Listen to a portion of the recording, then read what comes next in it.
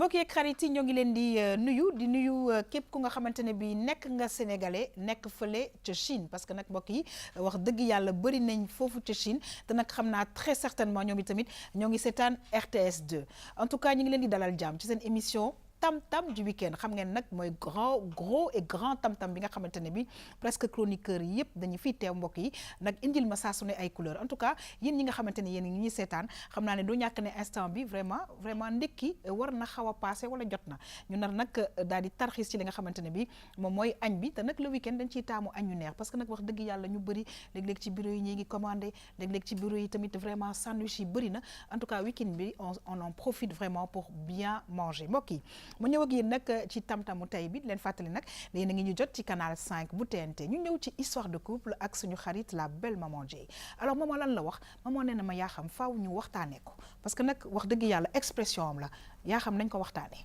kon nag li ñuy waxtaanee tey mbokk yi mooy problème de caste ci biir couple doy na waar lëmbe na àddina maman nag dina def micro trottoir bu ko defee ñu xool vraiment sénégalais yi ba fii ñu toll ana lan lañ ci xalaat bu ñu jógee ci loolu dañuy ñëw ak yéen nag ak suñu xarit Léna Sarr Léna nee na ci enfance yaa xam ma ne ka mu ne ma doy na waar Sénégal bëri na ay divorce te divorce yooyu conséquences yu grave lay am ci xale yi léegi nag dinañ xool mbokk yi naka la ñuy def ba mun cee waxtaan ak Léna ak ñëpp ci plateau bi waaye tamit ak yéen ñi nga xamante ne bi ñu ci bëri vraiment ñi ngi divorcé nekk ak seen i doom mbokk yi bu ñu jógee ci loolu dañuy ñëw ak yéen ci li nga xamante ne bi moom mooy conseil santé ànd ci ak suñu xarit Karine Joannel dysfonctionnement érectile deuxième partie mbokk yi daf ci ñëwaat ak ñun parce que am na yeneen ñu nga xamante ne bi mbokk yi ñu ne docteur yi digle nañ ko Karine dina ci dellu si bu baax a baax ñu daal di ñëw nag jeexal première partie bi ak suñu xarit madame Guèye Maymuna si Maymuna mu ne yaa xam ma ne ka mu ne ma gis nga semaine de la jeunesse bi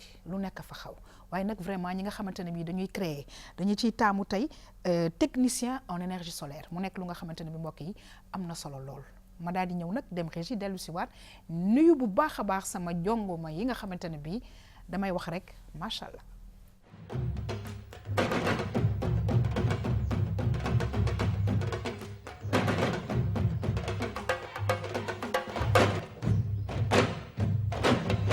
laata nag mbokk yi may nuyu ñi nga xamante ne bii ñoo nekk si sama plateau bi mbokk yi xam nga nag gan dañu koy xaw a dalalaat jàmm parce que nag wax dëgg yàlla miinoon ngeen ko ci plateau tam-tam du samedi mu dellu si waat en force parce que nag bu ñu ne mbokk yi cuisine dañuy xalaat suñu xarit Sophie dellu si na ci plateau bi mbokk yi ñuy kontaan we Sophie ñëw na Sophie xam naa ne téléspectateurs yi namoon nañ la waaye ñun dañ la namoon xam nga lu tax parce que Sophie ñoom dañuy seet rek ñu bàyyi leen ak image yi waaye ñun dañuy xool li ngay liggéey boo paree daal ñu koy tegal ci plateau bi ñu daal di koy ñamal suñu téléspectateurs yi waay Sophie dalal ak jàmm bu baax a baax macha allah. merci beaucoup xoolal ni ma jeexee sax. billaay ndeysaan dama leen a gelu ba mujj jeex. man tamit ma kontaan rek di ànd ak yéen comme ça su ne comme nu ñu koy defee. à chaque fois ma leen di andi ay plat yoo xamante ne ni da leen di accompagner seen biir kër. week-end bi aussi ngeen mën ko reprendre seen biir kër. ñëwaat nañu nag ci tam-tam ji. nar a defanteeg yéen lu baax macha allah ñu nar a def ay plat yoo xamante ne nii moom daal. waa léegi nag tey xaw ma naka laa koy waxee. naka la ko tubaab bi di waxee yaa xam. waaw ma ne.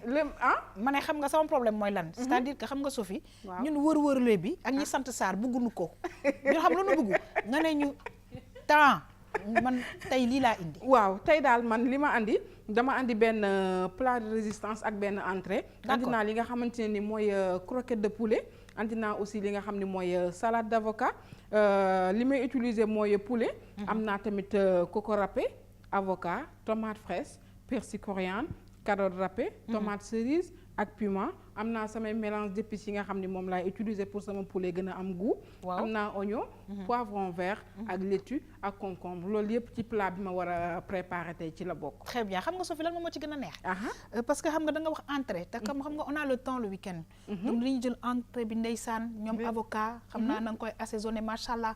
après ñu ñëw ci croquette de poulet nga wax de. waaw kon Sophie li tubaab naan je salive déjà très bien en tout cas kontaan nañu mbokk yi macha allah di feggoo aussi ci plateau bi ak suñu xarit Sophie nga xamante ne bii macha allah dellu si na nag ci tam-tam ngeen koy xaar tous les samedis vraiment ci émission bi mbokk yi nag may dalal jàmm bu baax a baax la belle maman Dieye alors maman saa su ne dañuy kontaan vraiment di la recevoir parce que samedi daal da ngeen di góorgóorlu bu baax a baax ci couleur yi te dafa mel ni saa su ne dafa mel ni dañuy xaw a déggoo parce que su ma commencé si yow après bu ma defee nii dinañ comprendre lu tax ma ne saa su ne dañuy déggoo maman maa ngi lay nuyu di la dalal jàmm c'est toujours un plaisir mais vraiment énorme de te recevoir te ci histoire de couple da ñuy indi lu nga xamante ne bi je pense que ñiy seetaan léeg-léeg dinañ toog xalaat daal ne ah li de jar naa waxtaanee comme ni nga koy waxee maa ngi lay nuyu. maa ngi lay fay yaaxaw man tamit kontaan daal lool ci feggoo ak yow kontaan aussi ci ñi ma bokkal plateau bi xam nga waxtaan moom boo gisee ma naan nañ koy waxtaanee ndax mooy wàllu góor donc loolu moo tax may bëgg chaque jour rek ñuy waxtaan pour réeroo bañ a am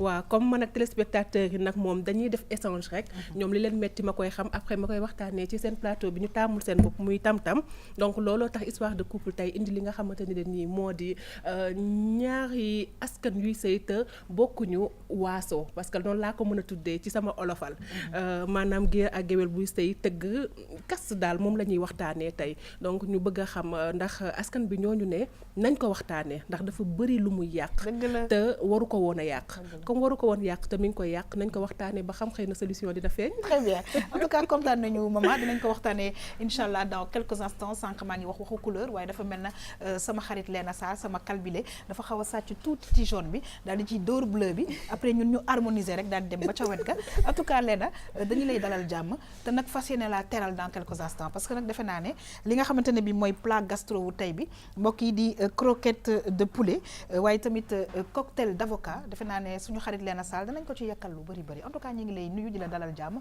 I love your color.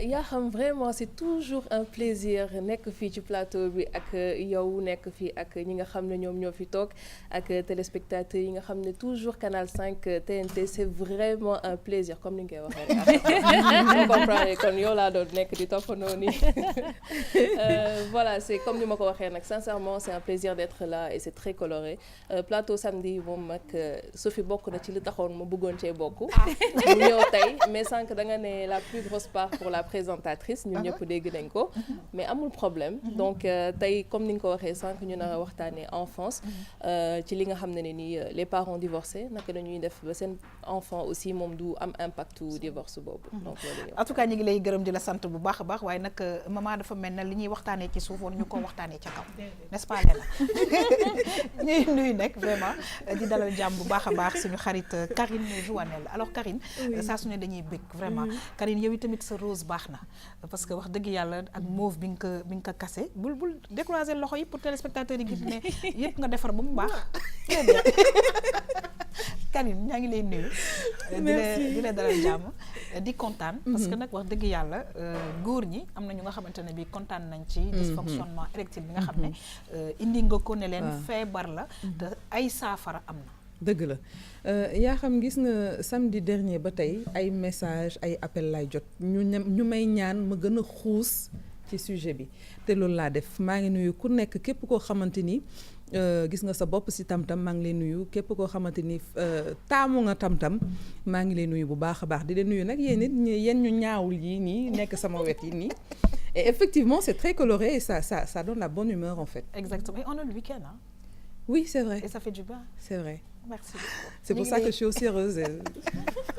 Voilà. En tout cas ñu ngi lay dalal jàmm bu baax a baax Karine di kontaan di feggoog yow waaye nag di kontaan di feggoog suñu xarit madame Guèye Maïmouna c'est toujours un plaisir pour nous mais immense comme tu le sais à chaque fois di la recevoir ci label 221 dañuy kontaan saa su ne parce que ni ngi fësal li nga xamante ne bi moom la ñuy liggéey fii ci Sénégal ñi ngi fësal vraiment créativité et surtout la jeunesse et c'est important nga dellu si waat ci semaine de la jeunesse maa ngi lay nuyu di la dalal jàmm maa ngi lay fay yaxam ak couleur yu rafet yi comme ni ngeen ko waxee yéen ñëpp duma si dellu si waat nuyu téléspectateurs yi nga xam ne ñoom itam samedi bu ne ñu ñëw ànd ak ñun ñi teg seen i ndékki ñi ndékki ba pare teg seen i jus fas yéene nag ànd ak tam-tam ci biir label 221 ni nga ko junjee ñu delluwaat rek ak ndaw ñi ndax ndaw ñi ku leen tudd xam ne ñoom ñooy yaakaari ëllëg ñu fas yéene nag ànd ci ay ndaw yoo xamante ne dañoo inventé créer dara pour Sénégal jëm kanam. très bien kon nag mbokk yi yàlla na Sénégal jëm kanam yàlla na jàmm yàgg ci biir loolu nag dinaa dellu ci Sophie dans quelques instants waaye damay laaj maman Dieye rek parce que dañ la waxoon ngay naan nger mais est-ce que ça va nger bi mi ngi def effet. mi ngi def effet très bien parce que produit naturel yi tamit wax dëgg yàlla dafay baax ci temps bi surtout ni temps bi di commencer di changer en tout cas mbokk yi ma dem laaj sama xarit Sophie exactement Sophie fan nga toll ci li nga xamante ne bi ci préparation bi parce que defe naa ne yaa ngi commencé xaw ma sax ndax yéen di ngeen jot a mos ci plat bi parce que xam nga c'est dafay ca fin ba lay jeexee daal Sophie Sophie loolu ngay def dafa baax de mooy kaani ngay def noonu wala kaani salade la non piment jaune la. piment jaune. waaw mooy bi ñuy tuddee naka. mooy bi ñu naan kaani tëmbal bi rek. kaani tëmbal. waaw moom laa def ni ci côté bi aussi maa ngi def persil coriandre. waaw jël li nga xam ni mooy oignon vert. ak tuuti ail. ak poivre def tuuti huile. damay émincer aussi li nga xam ni mooy piment ba mu sew ma def ci biir. jël li nga xam ni mooy poulet bi mën ko ci def bàyyi ko mu macérer tuuti. ma commencé ko teg ci taal bi. su ko defee nag bu ma ko tegee foofu ba mu ñor kaani gi nag da nga koy moytoo laal ndax boo ko laalee rek gis nga nii yaa xam. waaw gis naa ko. gros te morceau nag Sophie. dafa mel ni laa koy bàyyi ni waaw kaani doom. waaw dafa mel ni dafa baax bu baax ci togg da koy jox. xam nga moom da koy jox goût. suñu paree nag dañuy daal di jël li nga xam ni mooy poulet bi. waaw gis nga nii moom tamit dañ ci frotter aay bàyyi ko ba aay bi dugg ci bu baax a baax a baax. d'accord ñu bàyyi ko noonu. déjà nii dañuy ñëw rek directement ñu sotti ko ci. suñu paree nag ñu continuer suñu mélange. bravo Sophie namoon nañ la lool léegi Sophie. waaw léegi ñu bàyyi la nga defar rek parce que affaire bi dafa war a baax rek dégg nga. d'accord ayca d'accord léegi mbokk yi dañu def rek lu dul dem xool yi suñu xarit maman Dieye lan la ñu indil tey ci histoire de couple sànq ñoo ngi leen koy junj nee na ay problème de caste ñu dem xool vraiment micro trottoir am dellu waxtaan ci.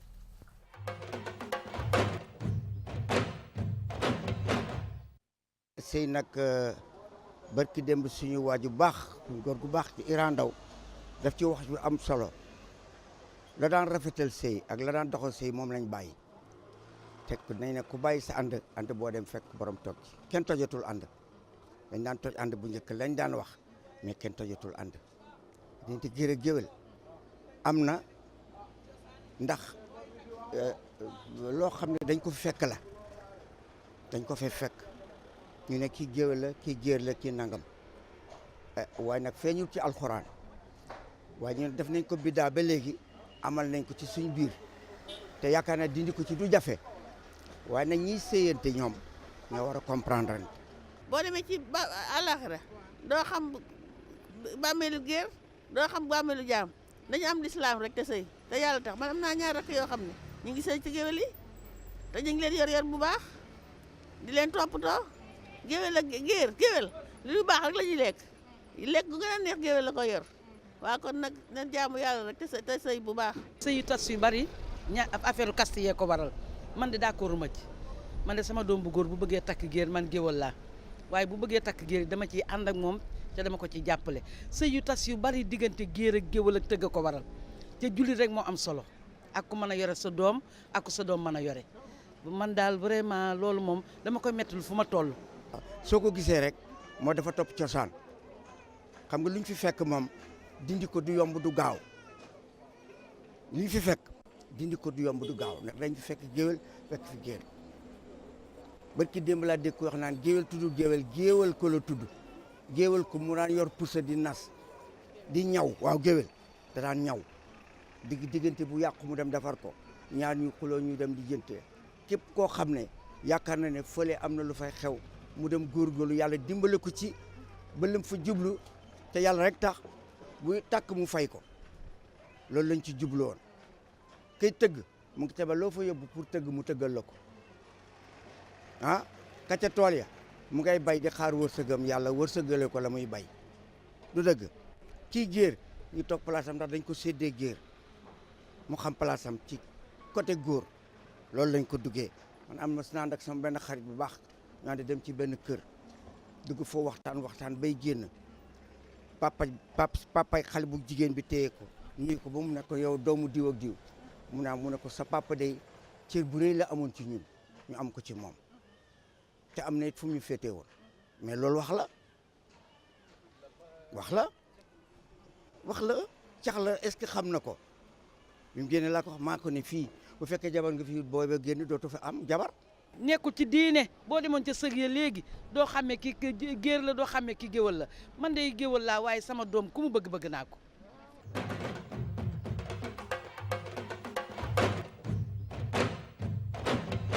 mu mel ni nag maman dafa nekk loo xamante ne bi faaw ñu waxtaanee ko comme niñ ko waxee nekk na cosaan ancré nañ ko ci ñun ba nga xamante ne bi na ko maire yi waxee non seulement tas na ay sëy mais dagg na xolu nit yu bëri am na ñu nga xam ne ñi ngi seetaan ñu ne ndeysaan yàq na sama àddina. dëgg la dafa bëri ñu mu yàq seen àddina xam nga problème de caste dañ ko fi fekk te gëm naa ne sax boo moytu dinañ ko fi bàyyi ndax am na ñoo xam ne ba tey dañu koy dundaale ndax nit tey ji boo nee nit du rax sama xeet wala nit du rax sama deret dafa fekk ne tolloogoo ci yenn situation yi ndax bis boo ci tolloo ba ñu war la mën a may deret doo lijjanti fan la deret bi jógee donc am na yoo xamante ni la nii bilaay dëgg la yaa xam dëgg la lépp lu waay di jàmbar rek wala di ci indi yenn yi daf ko fekk mu wér dëgg la nag ku nekk bu la neexee nga ne man lii laa bëgg ci sama àddina su ma sañoon lii mooy am mais diggante li nga bëgg ak li yàlla di dogal dafa am différence. kontaan nañ ci introduction bi ma jubal nag sama xarit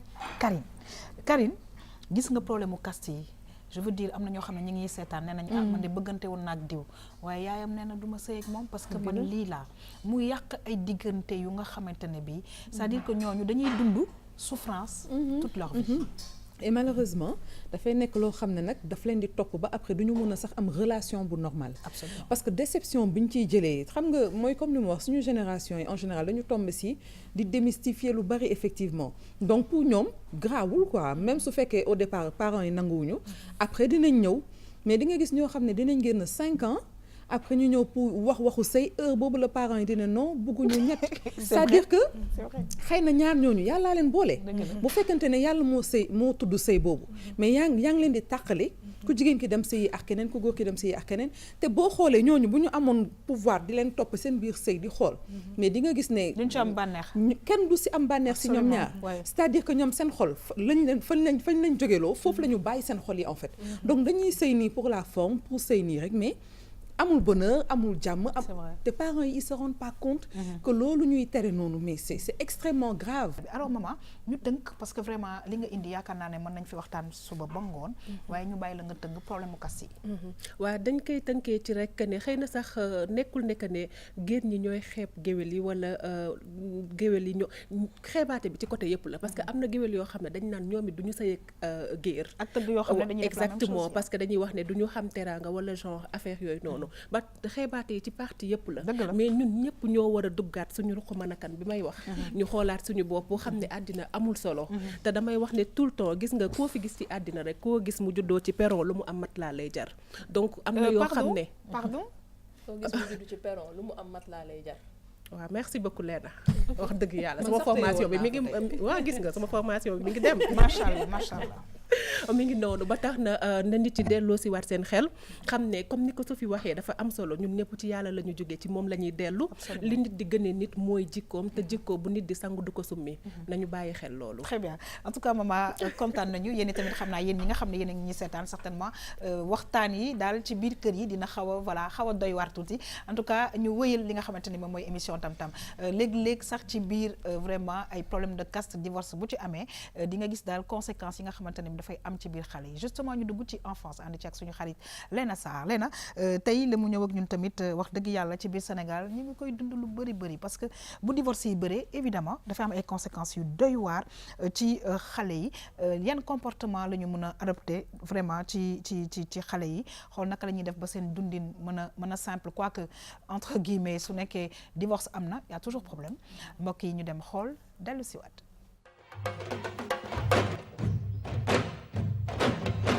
xale yi nga xam ne seen parents yi divorcé souvent am ñoo xam ne nañ ko mën dundee xam du am problème am ñoo xam ne nañ ko dundee mu am problème mais dañuy gën a gëstu ci xale yoo xam ne dañ koy dundee loo xam ne dafay metti ci ñoom parce que xale mooy nit koo xam ne dafay sentir lépp dafay dégg lépp te ni muy comprendre situation yi ni muy comprendre yeneen problème mag ñu foog ne di ñu foog le plus souvent dañu foog ni que xale dina comprendre lool alors que xale dina sentir situation yi dina xam ne que am na dara lu xew loo tax ni papa ak yaayam am ñu si benn situation boo xam ne neexul dangay gis ne sax su nekkee ci situation boo xam ne même pas en cas de divorce sax c'est-à-dire que ñu nekk ci kër gi ñu am problème wala ñuy xuloo dañuy gis ne xale yi ci boppam du mën a xam nu muy waxee du mën a xam nu muy nekkee du nekk daal donc luy war a gën a am importance ci genre situation yooyu noonu mais c'est-à-dire que toog waxtaan ak xale yi. préparation bi tamit loolu lu war a am la c'est-à-dire que toog ne ko bon diggante sama papa diggante sa papa sa diggante sa yaay bon comme ni ñu bëggante woon nekkatul c'est-à-dire que léegi pour que mu bañ a indi ay problème léegi dañuy décider c'est-à-dire dañu ne que dañuy bàyyante dañu sëyati mais ñàkk nekk ñu ñaar boobu taxaw c'est-à-dire que yow xale bi kenn bëggatu la wala du yaa tax ni parce que léeg-léeg tamit am na xale xam ne ñu foo nekk souvent ñoom ñooy cause divorce parents yi loolu tamit lu jar a gëstu lu jar a dellusiwaat la c'est-à-dire ñu foo nekk ñoom ñooy indi problème bi ba tax na c'est-à-dire que seen papa sa yaay bëggatuñ leen ba tax ñu bañal ñu tas sëy bi. le plus souvent xëccoo bi am si ñaari waajur yi suñu waree tas yéeg tribunal bi di wàcc pour diggante xale bi daal lu gën daal ci situation xale bi parce que léeg-léeg dina ko indi traumatisme donc lu gën c'est-à-dire que toog papa ak yaay yi toog mën a waxtaan xool ci situation ku nekk kan moo mën a téye doom bi kan moo mën a fekk daal ñu mën ci nekk comme ni nga ko wax daal mu nekk àlam yaa mën a jéem a waxtaan c'est que loolu du lu faral di mën a nekk tout le temps mais jéem a xool situation boo xam ne xale bi du mën a nekk ci diggante bi ba tax ni moom mu foog ni que moom mooy cause bi moom moo tax lii yépp am. conseil bu mën a jox parents yi xam ne dañu jóge ci divorce wala ñu jëm ci divorce toujours damay delloo si il faut waxtaan ak xale léeg-léeg dañu foog ne que xale lu mu tuuti wax ak moom jaru ko toujours ma waxtaan ak xale pour mën a delloo si xelam pour mën ko redonner confiance et pour justement expliquer situation bi.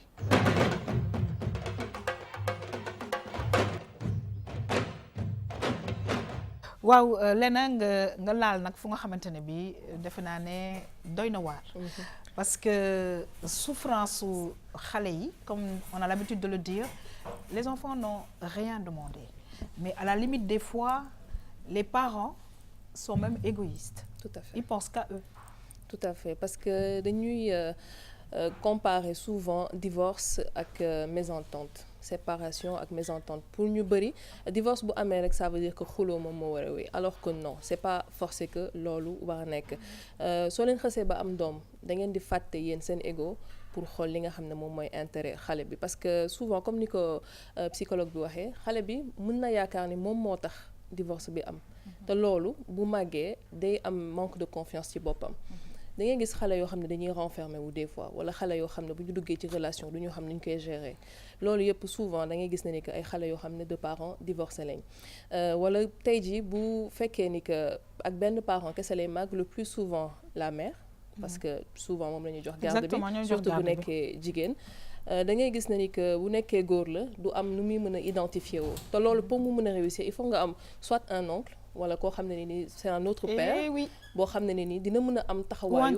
papa voilà koo xam ne ni vraiment dina mën a am taxawaayu papa muy pour doom bu góor bi ak doom bu jigéen bi c'est important que présence paternelle bi nekk fi loolu nag su fekkee ni parents yi ñoom xam nañ ni que waruñu jël rek li nga xam ne seen xuloo la ba dugal ci xale bi bu ñu demee ba comprendre ni que ñoom ñaar ñëpp seen responsabilité dafa war a nekk ci éduquer xale bi mu màgg ci nu mu ko waree mën nañ def li nga xam ne moom mooy garde partagée par exemple bu vacances jotee ñu xool nu ñuy partager vacances yi pour que xale bi di mën a gis papam di mën a gis yaayam mais souvent foofu aussi lii am xale bi ki muy dem rejoindre peut-être le père dafay def benn genre concurrence di wane ni que peut-être sa yaay du la defal lii man je t'amène à la plage dama lay yóbbu restaurant ak affaire yooyu pour que pour dénigrer l'autre merci tout le temps xale bi naan man kat sama papa moo gën a baax sama yaay ak affaire yooyu wala le pire encore li nga xam ne dañuy def souvent moom mooy naan sa papa de nii wala sa yaay de nii. alors man mos naa dégg benn histoire nga baal ma ci dog bi ma lay dog xale bi bu waxtaanee ak yaayam yaay ne ko wuu sa papa daal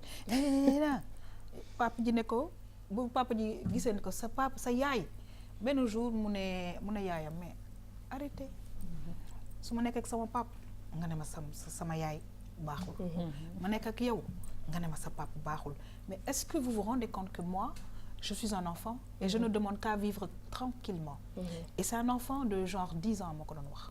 Alors tu vois analyse bi xale bi def, ça veut dire que toog na cogiter ci lu yàgg. Tout à fait te xale yi dañuy xeeb seen capacité à réfléchir et à analyser les situations te xale ak loo ko mënti wax yàgg dafay màgg te bu màggee gis na ni que yow li nga ko doon wax c'est pour dénigrer l'autre yàgg yow lay bañ. Parce que xale du tricher.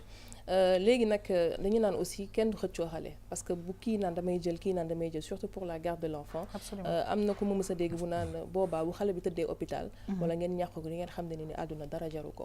kon am na coow yoo xam ne ni xale waru ko assister moo tax yenn saa sax tribunal bu ñuy def jugement de divorce dañuy éviter que xale yi di présent. parce que bëgguñu ko mu leen di affecté mentalement ak affaire yooyu yëpp et tout da ngay tax loolu dafay dem ba école ay résultats scolaires am du baax. parents yi tout le temps bu kii ñëwee wax lii kii ñëw wax lee ak affaire yooyu moom dafay nekk entre le marteau et l'enclume. du xam fu muy dem choisir te loolu aussi dina tax ni que moom bu màggee dina ko indil yenn jafe-jafe. aussi si dafay nekk ay xale yi nga xamante ne bi Karine. duñu mën a équilibrer. alors des fois je veux dire des fois soit coïncidence la. wala tu te rends même compte que est-ce que defuñu exprès def benn gis naa ay xale yoo xam ne dañu def groupe bi c'est quoi c'est-à-dire que ñoom ñëpp seen parents yi dañu divorcé ñoom ñëpp seen yaay yi ñoo leen yore est-ce que ils se sentent pas un peu inférieurs aux autres du genre kii peut-être bu ñu nekkee di waxtaan dina wax sama pap nañu àndandoo ñun ñi nga xamante ne bi si suñu yaay yi rek la ñu dëkk suñu yaay yi la ñu nekkal ñu mën a waxtaan moo tax xam nga fan laay commencer yaa xam ca mariage ba te jigéen ñi nag laay waxal plus parce que am na part boo xamante ni bu ci bëri jigéen ji moo ko yor c'est-à-dire ci sëy bi il faut que ñu xool bu baax ñun réglementer suñuy relation avant mariage c'est-à-dire que boo nekkee ci relation boobu fais tout pour que yow boo duggee ci sëy bi nga bañ a regretter parce que dafa am loo xamante ni gisoon nga ko nga foog ne dina dem nga minimiser ko nga dugg quand même ci sëy bi te loolu moo nar a yàq sa sëy ce que je veux dire c'est que l'histoire là commence avant le mariage léegi bu fekkee dem nga ba gis lu la doy si ku sa jëkkër nga sa futur jëkkër nga dugg ci sëy bi boo nekkee ci sëy boobu fexeel ba lépp loo mën ci sa sëy nga def ko c'est-à-dire que même bu divorce amee bul mos a toog ba ne ay waay pourtant su ma defoon lii dinaa doon sauver sama sëy xam nga lan moo tax may commencer ci loolu parce que divorce c'est une liberté pour ñi nga xamante ni peut-être ñoom ñooy divorcer mais c'est une prison pour les enfants parce que yow da ngay libéré wu mais yaa ngi tëj say doom tout à fait parce que xale l'enfant n'a rien demandé xale xamul taamuwul fu muy juddoo yàllaa ko fa teg te yow loolu tout le temps na nga ko war a fàttaliku man kat balaa divorce di am naa xalaat samay doom maintenant il y a des points de non-retour am na foo xamante ni foofu divorce il faut que mu am fa je suis tout à fait d'accord mais dans ce cas-là débrouillez-vous pour ngeen di déggoo yoonu xale yi nekkul ñu si peu importe ndax juboo ngeen wala juboowu leen débrouillez-vous pour vous entendre pour vos enfants après le divorce. Absolument. Parce que vous êtes en train de maa ngi wax sax ci tubaab yéen a ngi wax ak xol waaw maa ngi seetlu nga ko non parce qu'il y a tellement d'enfants de divorcés yoo xamante ni dañuy dem école du ñu jàng boo ko laajee lu tax doo jàng mu ne la xaw ma parce que dafay toog jàng la c'est des enfants perdus ils sont perdus ils sont perturbés dañu réer nañ ko waxante dëgg et nous sommes ñun ñi nga xam ne ñooy nekk ci biir mais oui les parents qui divorcent quoi qu'on dise ils sont responsables donc ils n'ont qu'à se débrouiller pour que lii si des ñu mën ko defar sax tuuti absolument donc vraiment xale yi defuñu leen dara su fekkante ne nag instant da ngeen divorcé nekkoon ci ay kalang-kalang xuloo tey xeex suba bàyyi leen ko amul mucc alors voilà Maïmouna li gën a garaaw léegi mooy en tout cas majeure partie bi divorcé naa doom ya te mu nekk lu nga xamante ne bi impact bi dafa garaaw parce que doom yi deret ngeen bokk ka nga takk bokku leen dara da ngeen a daje doom juddu deret doom yi je répète sa deret la ndaw si bokkoo leen dara mais divorcé naa doom yi waaye divorcé nga sa xeet waay ba pare li olof di wax rek naan ku bañ sa ndono xaw ma mama Dieye feelu ma ci ni ko wolof di waxee xaw ma ku iñaane sa ndono sa waaw kañ mu ngi noonu loolu laa bëggoon a wax tukulóor bu déggul wolof bëgg wax wolof c'est-à-dire que ne li fi yaa xam waxee rek dafa am solo loolu deret dafa fort xale yi laajuñu pour ñëw lii am na ba pare bu fekkee nag ne lii am na ba pare ñenn ñi dañu naan bu ndox tuuroo moom an mbàkk ci des wante yaakaar naa ne buñ duggee ci kaawu bi nga xamante ne mooy divorce bi moom rootiwaat rek moo fiy sës. dëgg la rootiwaat bi nag mooy lan mooy kenn ku ci nekk nga jël sa responsabilité taxaw fi nga war a taxaw def li nga war a def. à commencer ak parents yi comme ni ko Karine waxee xale dañ ko war a di protéger xale dañ ko war a yiir xale dañ ko war a yar wante itam dañ ko war a def ci benn environnement boo xamante ne vraiment. dina mën a waaw mu mën a màgg normalement parce que loolu day indi ay complexe yu muy développé yoo xamante ne waxuma la sax ay résultats scolaires parce que xale bu nekk am nga droit à l'éducation mais ci nekkinam ci boppam sax. en tout cas ñu ngi lay remercier bu baax a baax vraiment Léna ci sujet bi parce que tey samedi ñu bëri ñu ngi toog di ñu seetaan mu mel ni nag Sénégal divorce yi bëri nañ léegi-léegi nañu xaw a fàtte suñu bopp tuuti pour tout simplement les enfants parce que vraiment daal divorce yi naqadi na ci ñoom metti na ci ñoom vraiment daal ba pare daf leen di topp ba ñoom tamit ñoom ay jabar ñu am ay doom et cetera suñu xarit Sophie foog ñu xool yow ci fan nga toll waaye tamit laaj la Sophie li nga xamante ne bi mooy sa xalaat ci mbirum divorce yi parce que divorce yi Sophie vraiment nekk na lu nga xamante ne bi bëri na fii ci suñu réew ñi ngi ci doon waxtaan mu nekk lu nga xamante ne bi vraiment yàlla na ko yàlla saafara ci bépp xeet nag parce que vraiment metti na torop Sophie déjà nga wax ñu fan nga toll ba pare am kàddu goo sànni ci mbirum divorce yi.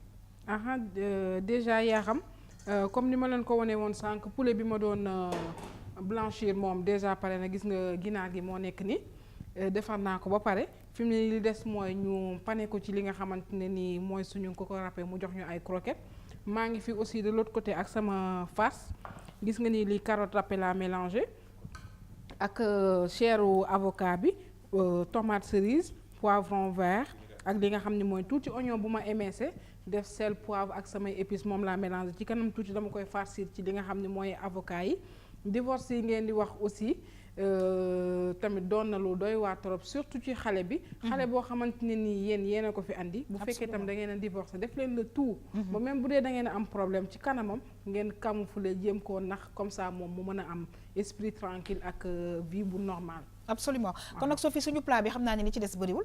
d'accord li ci des moom bariwul pané moo des. def tuuti mayonnaise ci li nga xamante ne ni mooy suñu mélange bi rek daal di koy farcir ci biir avocat yi ñëw commencé pané suñu poulet yi. neex na ba pare jërëjëf waay Sophie mbokk yi nag ñu wéyal li nga xamante ne bi mooy suñu émission Tam Tam ñëw ak yéen nag ci conseil santé ànd ci ak suñu xarit Karine Joannel Karine daf ñu indiloon lu nga xamante ne bi vraiment sujet bi ñëpp ñu ngi ko doon xaar kontaan nañ ci waaye nag Karine daf cee gën a xuus ci dysfonctionnement érectile mbokk yi ñu dem régie dellu si waat.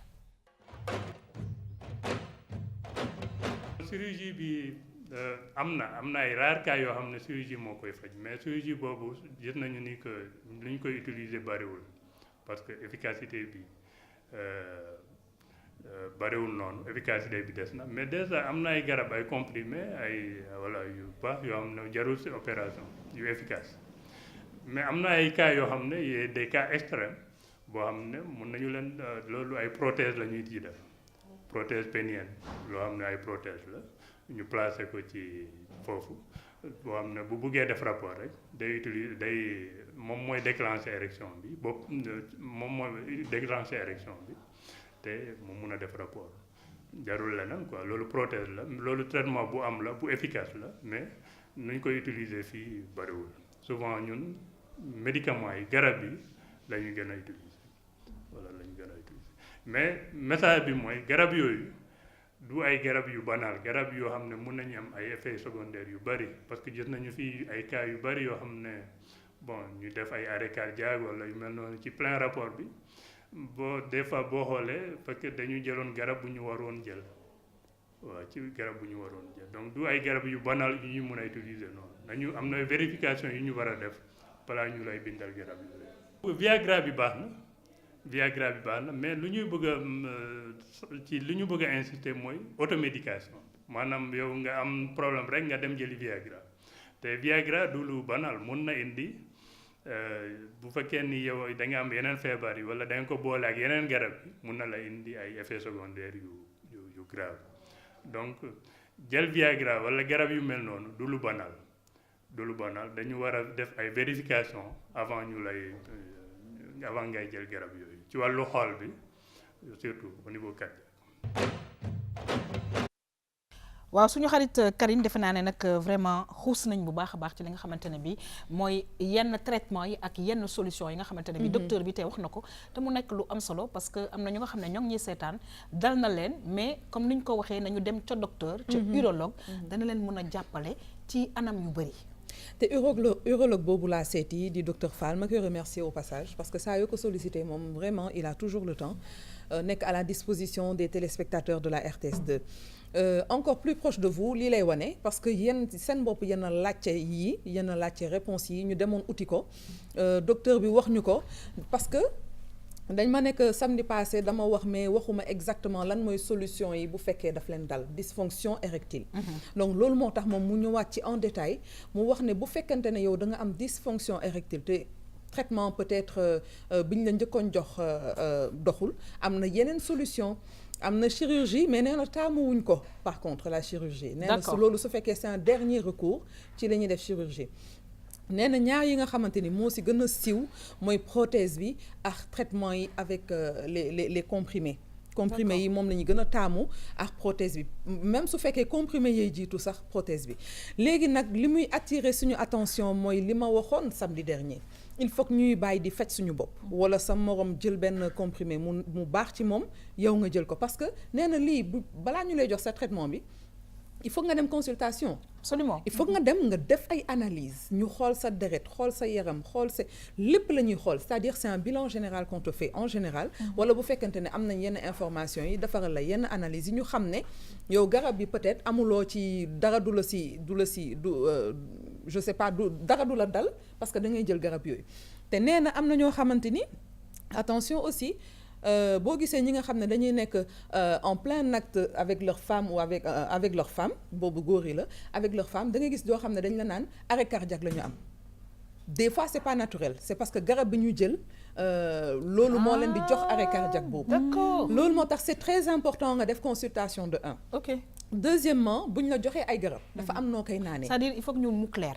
waaw garab yi ñuy tuddee genre garabu ngóora. waaw que les gens prennent. ñëpp comme mënuñu ko ça jël ñu ne la man sama vraiment jëlal bii parce que li nga wax dafa leer. mën nañ ci dem ba am. crise arrêt cardiaque nga dee. maanaam nga Ok, dee ok. sa xol arrêté. ok voilà donc comprimé yooyu tamit même su fekkee ñëpp waruñu ko jël même suñ la ko prescrire dafa am noo ko war a jëlee.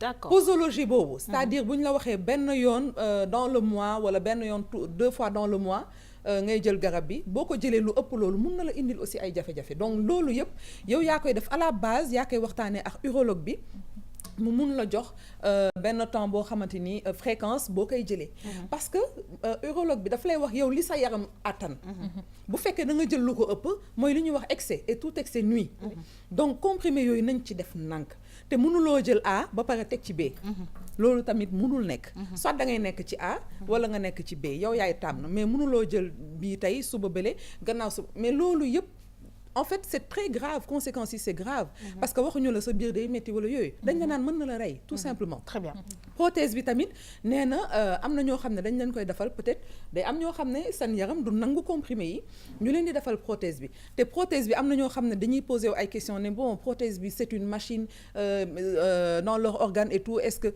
mais non yow yaay am possibilité déclencher ko wala arrêter ko très bien voilà alors donc les différents traitements très bien dinañu dellu si waat ci Karine waaye may dafa am yu am importance yu Karine wax surtout nag nëbboo bi parce que dama yaakaar ne xëy na booy nëbb di nëbb ba yegg si docteur war nga koo mën a wax dëgg parce que moom bu la seetee dina xam ba noppi li nga xamante ne bi moom ngay dundee boo ko waxee xëy na anaam dina ci am saafara c'est important waaw c'est important li nga fi wax yépp am na solo bu baax te yaakaar naa ne kenn ku si nekk loo nëbb comme ni nga ko waxee boo demee ba ci ki nga xamante ne amaana xëy na yow sa wér ci ay loxoom la ne war nga koo mën a wax sa aajo ni ñuy faral di wax naan ku sa aajo fajuwul rek daa fekk waxoo sa jàngoro Alaaji Fàllu Mbàkke daan koy faral di wax waaw ñu nekk si Kazu Rajab bi sax waaw je pense que c'est l'occasion tamit ñaanal ñëpp ñi nga xamante ne ñu ngi nekk si communauté mouride bi ñoom itam ñuy sàkku ñaan si ñoom muy lu am solo maanaam mooy am na yoo xamante ne kenn ko nëbb nit soo bëggee sa jàngoro faju da nga koy weer olof loolu lay faral di wax weer googu noonu nag newut ne yow da ngay weer sa bopp mais c'est pour la bonne cause ndax bu fekkante ne li nga xamante ne moom moo taxaw muy machine bi nga xamante ne moo war a liggéey bu taxawee amaana mun na am yeneen conséquences sax yoo xamante ne kenn mënu ko natt ci kër gi donc c'est hyper important Yaxam comme ni nga ko waxee mais bëggoon naa wax tamit ci solution yi comme tey Karine ci solution yi lay wax ñàkkut xëy na tamit ci biir méthode traditionnelle yi du ñàkk mu am xam naa war nga cee mën a xuus tamit xool du ñàkk mu am si yoo xamante ne yu baax la mais pourvu que ñu xam posologie bi ak ñu xam nan lañ koy jëfandikoo ak nuñ ko war a defee alors Mama Dieye mu nekk nag tam-tam la ñu nekk parce que ñu ngi ci géew boo xamante ne bi géew bi macha allah ci kattanu yàlla lu ne lañ fiy waxtaanee te lañ fiy waxtaanee lañ ca sopp mooy mu amal njëriñ askan wi te askan bi dañu ne góor dañu ne jigéen ñu ngi wax histoire de couple ñu ngi wax enfance waaye tamit ñu ngi wax lu nga xamante ne bi yaakaar naa ne nit su ko amul la santé avant tout defe naa ne du mën a def lenn kon nag ak lu mu feebar bu mu mënti doon dañu ne saafara danañ ci mën a am mais ana naka la ñu koy defee ana naka la ñuy jëfandikoo garab yi dafa am solo xam nga dafay bëri ci sama mbokk góor yi su leen lenn li dalee dañuy foog ne dafa am lu wàññeeku ci ñoom day doon kersa sax ñu koy waxtaanee parce que dañuy gis ne benn faiblesse la ci ñoom te jàngoro yàlla moo koy teg ku ko neex donc li ci des rek après mooy nga ut solution naka ngay fajoo tey nag ma am ñaari question pour yow oui maman on t'écoute benn question bi mooy xam nga dina bëri ku muy dal mu toog mais dina ragal a jóg dem kër docteur parce que day xalaat ne traitement bi dafay doon lu takku lu cher donc ma bëgg a xam ba xam traitement bi ndax xam ci wàllu koppar ndax cher na ñaareel ba ci protège boobu nga wax ndax xam dañ koy changer bu dee dañ koy changer durée bi ñaata temps lay doon ok pour première question bi consultation urologue consultation médecin la rek la ngay fay ca docteur moom ngay boo demee ci urologue bi loolu ngay fay en fait c'est un docteur spécialisé docteur la docteur la dafa mel ni nga dem ci dentiste wala nga dem ci dermatologue voilà loolu consultation yi cher léegi pour garab yi nag c'est moom loolu wax na ko je pense il y a 2 semaines faju urologie léegi dañu wàññi garab yi bu baax parce que bu njëkk ba dafa cheroon ba nga xam ne loolu moo tax góor ñi daan dem di ut ay garabu olof wala di faj seen bopp loolu moo tax ñu def analyse bi donc ñu ngi leen di accompagner bu baax ba ñu mun a wàññi garab yi am na sax foo xam ne boo fa yeggee ñoom dinañ la mën a accompagner sans pour autant sax ngeen yegg ci affaire u koppar deuxième question bi nag mooy prothèse en fait foo ko munti def ci yaram prothèse boobu bu yàqoo il faut nga changer ko li may sama conseil bi may joxe en dernier c'est le même et je vais le répéter parce que la répétition est pédagogique dee leen seeti docteur bu leen gis lu normalul seen yaram ngeen toog amul dara fii loo xamante ni mënuñu ko wax docteur parce que peut-être que du ngeen ko wax seen i mbokk wala seen i kii mais docteur mën nga ko expliquer parce que moom moo la mën a faj donc bu fekkente ni jusqu'à présent yéen a ngi seetaan tam-tam conseil santé te symptômes yi ñuy wax nii am ngeen ko daw leen seeti urologue. très bien en tout cas mbokk yi ñu ne daal saafara dina ci war a mën a am suñ ko teelee détecté xool garab yi nga xamante ne bi dañ la koy jox muy dysfonctionnement érectile bi nga xamante ne bi vraiment Karine xuus na ci comme ni ñu ko waxee dana am mu gën cee xuus kon nag suñu xarit Sophie fan nga toll Sophie ci li nga xamante ne bi moom nga ñuy indil dafa mel ni daal Sophie am na yeneen yu nga xamante ne bi waa c'est vrai que nag odeur baa ngi yegg si bu baax a baax Sophie ba fan nga tollu waay waaw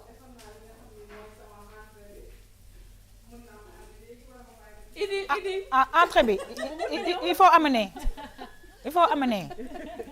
il faut amener léegi ci yaa ngi koy indil entrée bi laata loolu ma ñëw ak ki nga xamante ne bi moom mooy May parce que nag Maïmouna ñoo ngi koy wax dafa ñu indil suite semaine nationale de la jeunesse technicien en énergie solaire mu nekk ay jeunes créateurs yi nga xamante ne bi dafay baax ñu fësal ko ci label 221 mbokk yi ñu dem régie dellu si waat après nag xaar suñu xarit Sophie rek mu indi ñu li nga xamante ne bi moom mooy entrée maanaam daal commencement mbokk yi ñu dem dellu si waat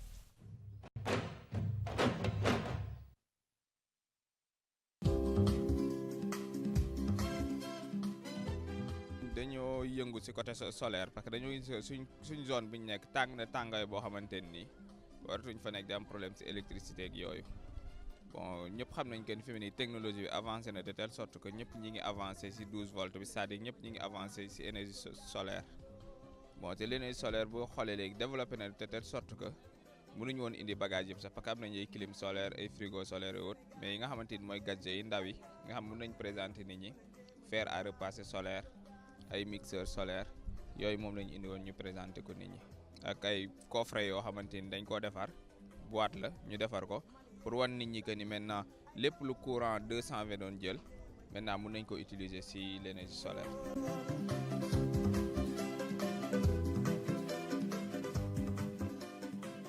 ñi ngi arrivé bay def comme kit yi ñu doon importé di ko indi fii au Sénégal ñi ngi defar léegi maintenant suñuy kitu bopp kit yi par exemple boo déggee ñu naan les kits moo nekk yoo xam dañ koy defar dañuy tout est intégré dedans régulateur onduleur bi tout est intégré dedans dès que nga utiliser ko dañ lay jox at panneau da ngay même boo mus sa def électricité haute da ngay ñëw nga monter sa panneau nga branche sa matériel nga commencer di utiliser sa courant.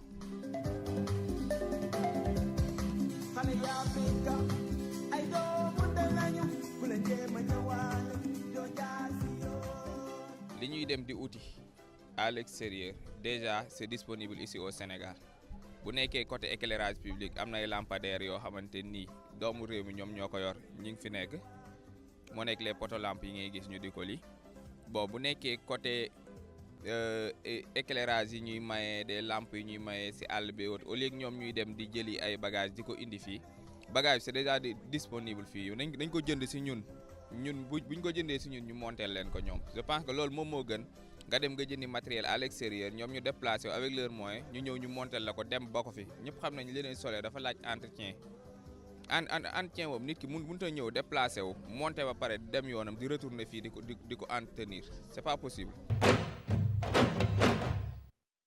Maïmouna dañuy kontaan nag parce que nag wax dëgg yàlla ci semaine de la jeunesse bi créativité bi bëri na waaye ñu gis nag ne que vraiment façon organisation yi dafay fësal de grands créateurs te kii nag nekk technicien bu nga xamante ne bi sopp nañ ko ci suñu dëkk yi en Afrique parce que wax dëgg yàlla soleil bi bëri na fi donc il suffisait juste avoir cette imagination di créer genre panneau solaire yu mel ni waaw yaa xam ni nga ko waxee noonu la tey nag ñu indi suite semaine nationale de la jeunesse bi nga xam ne moom lañ commencé woon samedi bi passé kii nag di ab ndaw boo xamante ne fa mu nekk nag naaj fa la fekk baax diggante Kaffrine ak Kaolack oui voilà ñu ngi nuyu waa Kaolack ak Kaffrine waaw waa Kaolack ak waa Kaffrine certainement que ñu ngi ñuy seetaan ci canal 5 bu TNT bi waaw lii de moom moom waaw xam nga solaire bi son excellence kay ma biisu la waay Sophie na mën naa la kon Sophie kon nii nga nu indil bi mooy entrée bi daal salaamaaleykum waaw léegi avocat baa ngi nii waaw ak tomate bi nga xamante ne léegi noo ko mélangé nii ci biir ni mooy comme ni ma ko expliqué sànq dama ci def poivron vert carotte râpée mayonnaise sel poivre ak concombre la mélangé daal di defar ba mu baax rek technique xam nga moo ma jaaxal Sophie xam nga nit ki ne boo ko indilee façon plat yi dafa ànd ak couvert j'ai pas vu de couvert dama ko nëbb da nga ko nëbb ci suuf ok don da koy jël ci suuf faut amener merci Sophie xam nga bu ñu waxee entrée après plat de résistance moom moo ci topp moom mooy croquette poulet yi waaw toi je te remercie de non maa yow ñoo far kontaan naa de à tout à l'heure waaw léegi may da ngay continuer waaye ci biir loolu Karine non xam ne ko sama kal bi kal kii mën nga indi fii non bàyyi rek ñaari kala fi am de kañ ko ko ci jox waaw léegi moom bàyyi ko mu commencer après mu ñëw après ñu dem Issa Diallo c'est bien présenté les belles couleurs t'as vu l'entrée c'est une idée pour le dîner ça très bien et mais nag da ngeen def nànk parce qu'il y a deuxième équipe qui arrive et da ngeen di def nànk rek da ngeen di jël quelque ñu ci des ñu bàyyil leen ko alors may ñu continuer ci li nga xamante ne bi moom mooy énergie solaire te loo ci xamul mooy ci solution yooyu nga xamante ne Xaasim Kan indi na ko maa ngi ko doon wax sànq muy ndaw bu fekk faax ca Kaolack énergie solaire bi dañuy def sax ay micro-ondes yoo xamante ne c'est fait ak branchement wu solaire te ku ne micro-ondes moom xam ne croquette de poulet yooyu nga xam ne Sophie mu ngi koy waajal moom dina fa war a mën a dugg ak yeneen yi ni mel muy lu am solo nag yaa xam je disais wante fu mu ne nii dem waaw yow rek laay déglu yow laay déglu voilà donc je disais que ne am na solo li ci gën a neex merci beaucoup li ci gën a neex yaa xam si sujet bi ma indi tey mooy ne Xaasim dafa def loo xamante ne dañ ko daan jiggaane maanaam boîte yi nga xam ne si la ñuy defee branchement bi ak batterie yi ñoom dem nañ ba ci seen kàttan ak seen xalaat léegi ñu ngi koy defar fii Sénégal comprendre nga bu ko defee li nga xamante ne mooy installation bi dafay gën a yomb parce que bu njëkk ba kii yi rek lañ doon am ni nga ko waxatee sax panneau yi mais boîtier yi dañ ko daan importer léegi nag dem nañ ba nga xamante ne boîtier yi ñoom ñoo koy defar ak tamit dem di defar tamit comme ni ngeen ko gisee noonu ay lampadaire solaire yoo xamante ne moom la ñuy def ci mbedd yi autoroute yeeg yi ni mel ak lampe yi nga xamante ne dafay yaxanal tamit énergie loolu lépp bokk na ci yi nga xamante ne ñoom dañ koy def. Très bien alors mu mel na li nga xamante ne bi mooy innovation bi aussi li ñu doon jéggaan yi di ko jëli ji dañ koy defeere fii defe naa mu war a gën a mën moins cher ci ñun label 221 normalement te li ma si gën a sopp ci sujet bi mooy ni que dañuy yàgg dégg solaire mais ñun solaire dafa mel ni diamant si ñun alors que ñun solaire li koy alimenter ñun fii la fekkee baax ñun dañuy am naaj même su seddee sax naaj day génn alors man des fois dama doon posé ay questions mais lan moo tax ñun solaire bi mënuñu ci jot da ngay gis effectivement dañ daan importer donc dafay mel ni benn trésor boo xam ne pour nga jot ci c'est compliqué. Exactement. Mais ça c'est très très bien parce que au moins ñoom dañuy jox possibilité ñun ñi nga xam ne ñoo fi nekk ñu mun a am matériel bi et à de très bons prix apparemment pas cher loo xam ne c'est raisonnable te ñu mën a utiliser suñu naaj bi nga xam ne yàllaa ñu ko may. Très bien amul jënd amul fay. Alors Léna Karine mën naa la. waaw man kay kuddu bi laay xaar daaw ba ren. Alors kuddu baa ngi ni Léna léegi dafa mel ni am na ñi nga xamante ne bi seen kër yi dañ ko def solaire te vraiment xëy na comme ni nga ko waxee sànq investissement bi dina xaw a takku waaye tamit njëriñ bu bëree ngi ci parce que nag bu ñuy wax nag wax dëgg yàlla naaj Sénégal daal bokk na ci dëkk yu nga xamante ne bi jooyuñu ko benn yoon. Tout à fait benn exemple ñun par exemple suñu kër solaire lay fonctionner donc da nga koy sentir que côté ay facture ak yooyu yëpp doo si sonn te c'est vrai investissement parce que batterie bi moom mooy xaw a cher mais après sur le long terme da ngay gis ne ni que c'est très rentable. Très bien. te man nag si li may mën a indi li ma si gën a neex mooy ni que ndaw bi ko defar mi am création boobu moom jógewul fi ñuy waxee capital bi mais ay Kaffrine ak yooyu. Exactement. te souvent C'est très foofu bien. duñ leen di faral di dégg. mais ça prouve que ñoom aussi. Exactement. am nañ li nga xam ne mooy savoir-faire. kontaan nañ vraiment ci première équipe bi nga xamante ne bi mbokk yi ñi ngi doon def ak ñoom. tam non croquette bi c'est pour la deuxième. Man deuxième dew ma de. Kon kay ñun nañ lekk lii rek. Mais vous êtes obligé de partir hein. Maï c'était bon. Oui.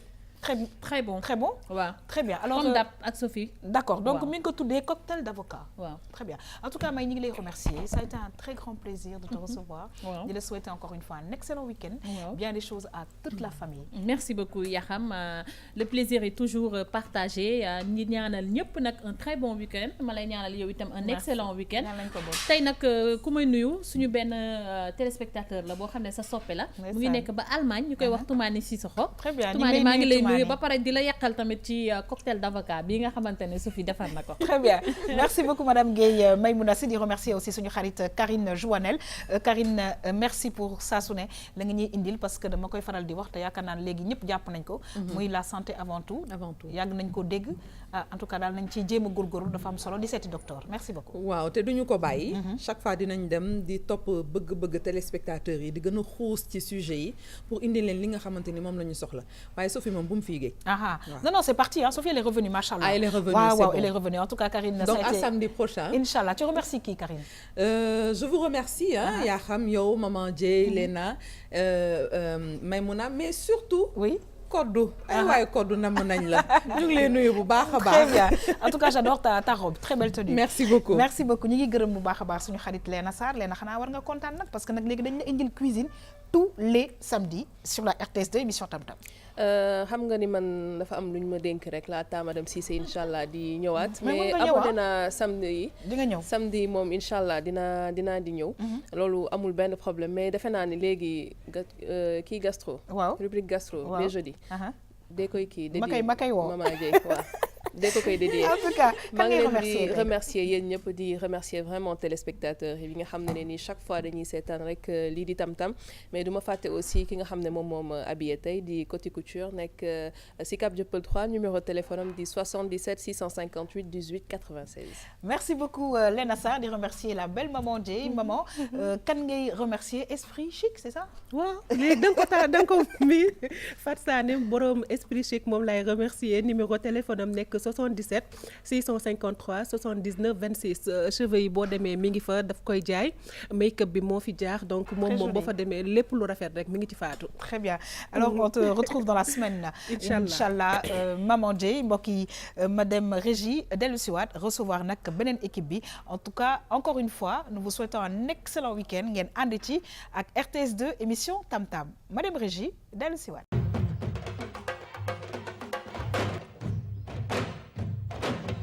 Content vraiment de recevoir deuxième équipe bi parce que ñoom itamit dañuy ñëw ak seeni fem waaye nag ñu ne gan dañ koy teral parce que nag suñu xarit Sophie namoon nañ ko namm gi nga xamante ne bi wax dëgg yàlla la mu ñuy indil faaw ñu jéem ko teralaate.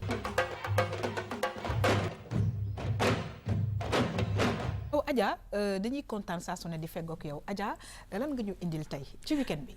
Actu Culture di ñëwaat ak li nga xam ne moo di ay annonce jëm ci li nga xam ne moo di ay événement yu ñuy waajal niki samedi tey ji ñu am ñaar yoo xam ne ñu ngi koy amal bu njëkk bi di li nga xam ne moo di ñaareelu édition ñu tuddee ko nuit culturelle du Bougarabu yaakaar naa ni dans la semaine Maïmouna Sy ñëw na ci ak yéen. On l'a reçu ouais. Exactement donc dañuy fàttali rek ni li nga xam ne moo di Bougarabu dina am niki samedi bi ci li nga xam ne moo di fële di salle de l'unité africaine foofu ca CICES. Exactement programme bi nag dina doon ay sonorités yoo xam ne day tënku ci culture Joola. xam ngeen ni nag Casamance bu ayee rythme bi gën a fës foofu Joola bi lay doon. waaye it dinañu am seen mbokki séeréer yi parce que ku ne joolaa xam ne seen kal séeréer bi la donc ci noonu dinañ fa dalal ki nga xam ne moo di Marie Ngone John di artiste chanteuse bu mag ñoo xam ko donc Marie Ngone moom it dina feggoo ki nga xam ne moo di Jabba Ñamma di groupe Balant boo xam ne nag ñoom it dañuy wëy ki nga xam ne nag moo initié li nga xam ne moo di nuit culturelle du Bougarabu moom mi ngi tudd Fatou Guéréti Badji donc Fatou Guéréti moom moo amal li nga xam ne moo di nuit bi donc di fàttali rek ni li nga xam ne nag moo di nuit bi mi ngi am niki samedi 14 avril bi fële ca CICES donc c'est un rendez-vous maanaam tey daal exactement tey jii donc c'est un rendez-vous boo xam ne Casamance moo xewle jar nañu dem xooli leen pour xam sunu mbokk yi ñoom naka la ñuy fësalee li nga xam ne waaye bu Casamance xewle dafa mel ne Sénégal yëpp a xewle kon nag nañu leen dem wuy ji parce que defe naa ne explication yu ma joxe ci émission Tam Tam agriculture dafa am solo ñu dem découvrir culture bu riche boobu en tout cas ñu ngi nuyu waa RTS 4 Casamance exactement ma ci nuyuwaale ki nga xam ne moo di suñu natango bi fa nekk mu di maa ngi fàtti tur bi di Umu Kaltom exactement donc ci noonu ñu jàll ci li nga xam ne moo di Thionke-Sil Batel nekk foofu ca Casamance mu doon localité boo xam ne ñoom it am nañ culture boo xam ne jar nañu koy visiter bu baax a baax ñoom dinañ fësal li nga xam ne mooy seen danse ci bile festival ñu tuddee ko festival musique et danse loolu nag amee foofu ca Thionke-Sil moom nag dina am jusqu'au 19 avril maanaam dimanche bi donc ci noonu bi nga xam ne mooy 7e édition bi ñi ngi amal li nga xam ne moo di formation ci wàllu danse maanaam dinañ leen tàggat ci pecc ak it am ak benn forum bu ñuy amal ak li nga xam ne moo di foire parce que day baax ci festival yi ndax du benn fan kese nga diversifier li nga xam ne mooy programme bi nga fay wane et foire boobu dina permettre ñu wane ay produits locaux maanaam produits yoo xam ne ñi ngi am foofu ca diwaan ba donc danañu ko fësal foofee nga xam ne moo di Thionke-Sil waaye aussi ñi nga xam ne nag ñooy waa Guadeloupe danañ fa teew ay artistes yu jógee Guadeloupe donc day riche en culture kii la rek benn la rek exactement day doon benn exactement day doon festival boo xam ne c'est international donc baax na ñu teewee ko waaye ma ngay am ci Thionke-Sil donc ku mën a déplacé wu rek yaakaar naa ne war ngaa mën a dem lépp pour xam li nga xam ne mooy culture u Sénégal voilà Siessier Adja man nag xam naa Siessier alors Siessier waaw maa ngi lay Siessier bu baax a baax ma leen nekk bukkati rek nekk bukkati j'ai rien compris wax ko bukkati moi je t'en prie bukkati Siessier yéen tamit yi nga xamante ne bi yéen a safoo RTS2 mbokk yi ñu ñëw ak yéen ci bon plan ànd ci ak suñu xarit Khady Didi ñu dem dellu si waat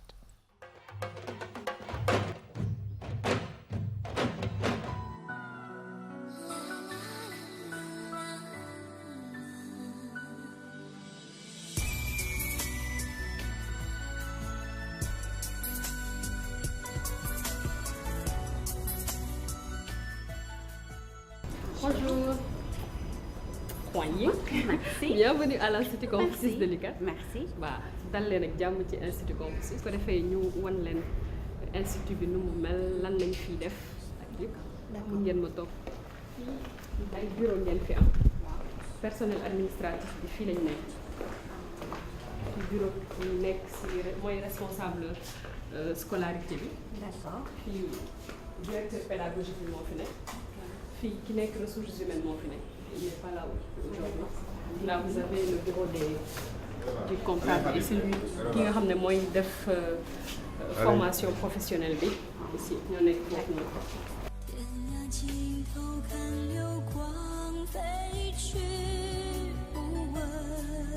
Institut bi salle de classe yi moo fi ëpp bureau yi et c'est fait exprès parce que biñ ko tabaxee c'est pour fësal culture ak langue chinoise. Moo tax étudiants yi fii ñëw dañ leen di jàngal non seulement langue chinoise mais culture chinoise aussi dañ leen koy jàngal à travers la calligraphie ni ñuy bindee dañ leen koy jàngal. Gis nga aussi salle multifonctionnelle yi ñu am nga xam ne ay ordinateur la am ñaari salle la salle yooyu si la ñuy defee cours informatique mais aussi si la ñuy defee test HSK bi parce que test HSK bi ñetti kii la ñetti étape la da ngay wax da ngay déglu ba pare da ngay bind. Donc ci salle yooyu noonu lañ koy defee dañ leen di jàngal aussi cérémonie de thé parce que chinois yi dañoo bëgg thé te thé bi dafa am lu baax lu muy def ci yaram aussi dañ leen di jàngal tai chi art martial chinois la professeur bi ko fiy enseigné. Institut bi nag depuis 2013 mi ngi existé mi ngi fi mooy 323e institut Confucius bu ñu tabax à travers le monde et ñu ngi ko indi biir université Cheikh Anta Diop parce que espace universitaire dafa nekk espace boo xamante ne bi espace bu tijjeeku la tëjuwul donc ku nekk am na fi part pour ñëw exprimer li nga xamante ne bi moom nga bëgg a fësal comme xam-xam langue chinoise bi ñu fiy jàngale nag étudiants yu bari commencé nañ léegi di ko découvrir ñu ngi leen di intéressé ba ñu ngi ñëw di inscrire pour étudiants yi nga xamante ne bi déjà am nañ inscription ci université wala ci yenn école de formation yi session de 4 mois yi ñu fiy jàng ay session de 4 mois la ñuy def amul mensualité. Pour professionnels yi non seulement dinañ bénéficier aussi cours yi mais également ay opportunités la ñuy am pour liggéey ak chinois yi et aussi pour dem Chine parce que chaque année dañuy def test de niveau de langue dinañ ko def 2 fois ci année bi mois de mars ak mois d'août. Test de niveau bi mooy HSK mooy tax ñu xam ndax kii li muy jàng ci chinois mën na ko léegi suñu xoolee ne am nga score bu baax dañuy sélectionner. Chaque année dinañ sélectionner 20 étudiants yóbbu leen Chine offrir leen fa séjour de 15 jours boo xam ne c'est tout frais payé par l'Institut Confucius seen ñaar dërëm du si dem lépp ñun ñoo koy jël en charge yóbbu leen fa pour ñu gën a découvrir Chine gën leen inciter pour ñu gën a maîtriser langue bi parce que ouverture lay nekk si ñoom. Am na fi formation boo xam ne agriculture la ak développement rural parce que dañu bëgg arrêter di former ñoo xamante ne bii dañuy pare di laaj liggéey dañoo bëgg a defar ñoo xamante ne suñu paree dinañ mën a teg seen projet ñu fexe ñun nu ñu leen di jàppalee ci loolu pour ñu am financement pour mën a développer projet bi nga xam ne moom lañ bëgg soit en aviculture ou bien en agriculture ça dépend. Toujours ci formation professionnelle bi dañuy enseigner les pratiques médicales chinoises ay am na technique yoo xamante ne chinois yi dañ koy utiliser mun nga ko boole ci yow li nga xam ne moom nga jàng ci médecine nit ñi war nañ see mën a jëriñoo. 大家好，我叫阿娃，我是塞内加尔人。我在塞内加尔达喀尔孔子学院，我是中医师，中医大夫。médecine chinoise dafa nekk loo xam ni en Afrique nit ñi xamuñu ko lu bari et surtout ici au Sénégal ñu ko gën a ràññee ci chinois yi moo taxoon ñu dem jàngi ji ko. ci consultation yi ñu ngi am des méthodes thérapeutiques lu ci mel ne acupuncture le traitement par les plantes am nañ aussi la moxibustion. Il y a les ventouses, le massage en pédiatrie. Instant yi, on a aussi des produits de bien-être. Non seulement pour ñi nga xam ne dañu am des maladies chroniques, mais aussi pour ñi nga xam ne dara jotu leen mais ils veulent maintenir ñu ngi bëgg a conserver seen santé bëgg a nekk ak seen wér-gu-yaram. Am nañ fi ay produits de bien-être comme ginseng ñu bari ràññee nañ ko Sénégal xam nañ ko parce que plante boo xam ni non seulement dafa baax ci yaram dafay tonifier sa yaram dafay tonifier sa système immunitaire. Dafay aussi baax na ci stress baax na daf lay rajeunir parce que ci fi muy agir sa yaram moo bari am nañ fi produit boo xam yoo xam ne aussi comme ay goji ay détox comme Bardane am nañ produit yoo xam ni baax na ci métabolisme sucre et lipides du corps yi lu mel ne feuille de mûrier am nañ des gynostéma am na fii Lingji ñu gën ko xamee ci Ganoderma am na fi am nañ aussi Maca am nañ aussi des tapis de réflexologie surtout pour ñi nga xam ni dañuy toog seen bureau rek ils sont soit entre le bureau la voiture et la maison duñu def sport boo toogee sa bureau peut-être nga am pause 15 minutes mën nga ci dox ci par rapport ak réflexologie plantaire chinoise day stimuler certaines zones ci sa plante des pieds yooyu am effet intérieurement dafa baax ci wérgu yaram dina la permettre aussi sa yaram di yëngatu te doo sonn. Produit aussi il faut savoir que c'est pas indiqué à tout le monde par exemple nit dina dégg ginseng rek baax na ci yaram nga dem wuti ginseng alors que peut-être mën na am baaxul ci yow ndax soit da nga hypertendu wala am nga beneen condition boo xam ni waroo utiliser ginseng. Il faut le dire aussi c'est des médicaments. En même temps c'est des produits de bien-être mais aussi on l'utilise en pharmacologie. Sur ça am nañ beneen produit yeneen produit sax la yu peut-être bu patient indiqué produit yi gën a adapté yi gën a kii ak condition wam produit boobu laa koy jox.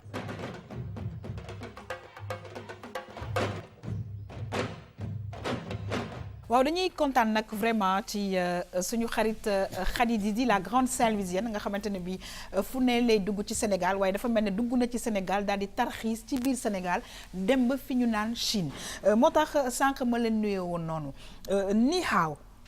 Ni hao yaxan yow xam nga sa tur ci chinois. non non mooy yaxan.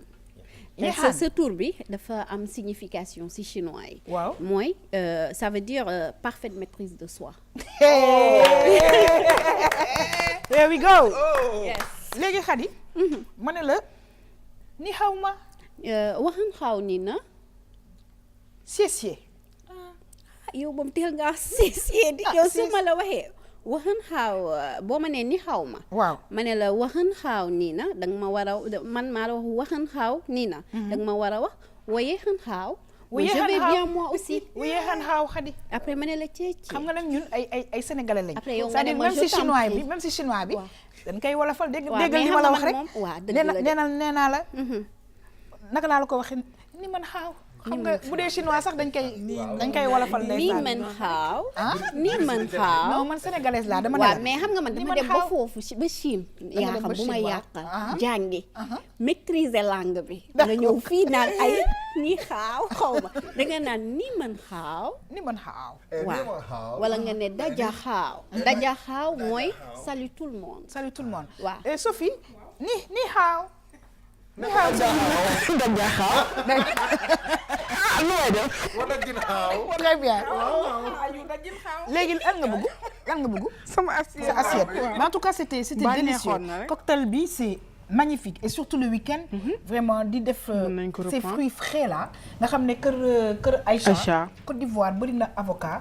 waaye Sénégal tamit ku ko bëgg mën nga ko fay am. te avocat dafa baax ci yaram. et c'est ça. dafa baax ci yaram. avocat dëgg la. en tout cas merci ci entrée bi. merci. bii di ñëwee dàq maa ngi ñëw léegi. merci beaucoup Sophie alors Khady dañuy kontaan nag parce que en fait on a essayé tant bien que mal di indi quelques mots ak ay expressions clés yu nga xamante ne mën nañu ko utiliser parce qu'il faut dire que il faut vraiment actuellement monde bi fi mu toll faire avec les Chinois. C'est ça. Ils sont plus d'1 milliard. Et je veux dire les grands marchés tout ça c'est les Chinois te dëkk boo dem ci àddina bi ay Chinatown dafa bëri.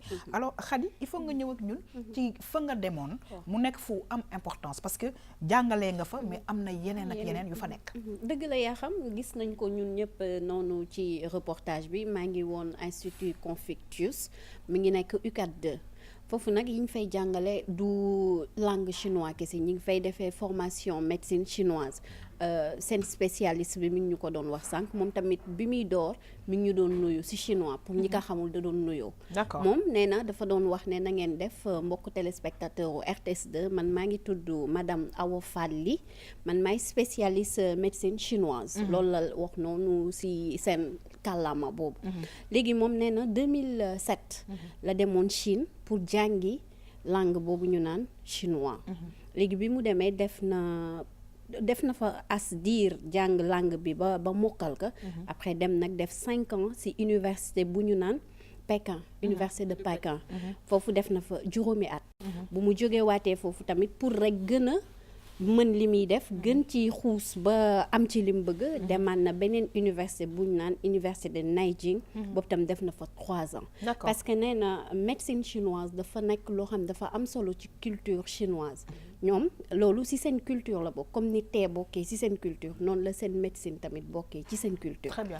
léegi ba pare lan lañ ñu bëgg wan foofu nee nañ à partir du 23 avril bii ñu nekk képp ku bëgg mën nga ñëw jàng fa médecine chinoise mu doon spécialiste médecine Sénégal médecine en général tamit du tere mën nga fa ñëw nga inscrire nit yëpp même boo jàngul tamit affaire médecine mën nga fa dem tamit nga jàngi ba pare dinañ fa maye tamit ay bourse de 6 mois ak 1 an pour les plus méritants waaw dañuy def tamit formation professionnelle pour étudiants yi ak pour ñeneen tamit ñoo xam ne jàng nañ te ñooñ bu ñu génnee dañuy nekk ay auxiliaires d'entreprise xam nga léegi Sénégal am na ay entreprise chinois te chinois yooyu xëy na du ñu mën a waxanteeg ñi ñuy liggéeyal fii donc xale yooyu tey bu ñu fa defee formation ba génn dañuy am liggéey. Très bien. waaw léegi tamit xanaa rek ma ne la ñoom ay session de 4 mois la ñuy def. D'accord. waaw bu nekkee les étudiants 35 000 la ñuy fay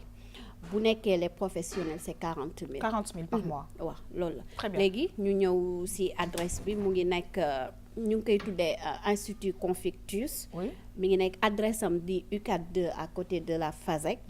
seen numéro de téléphone mën nga leen am ci 77 670 88 18 wala 70 847 40 48 ba pare accueil bi rek boo ñëwee di nga bëgg jàng ci saa. Très bien. Alors je répète le numéro de téléphone 77 670 88 18 88 18 beneen bi 70 oui 847 40 48 alors Khady dañu lay sant di la gërëm bu baax a baax tey ci bon plan bi ñu xuus nag ñëw ak yéen ci li nga xamante ne bi moom mooy affairage ànd ci ak suñu xarit Aïcha madame Régie dellu si waat.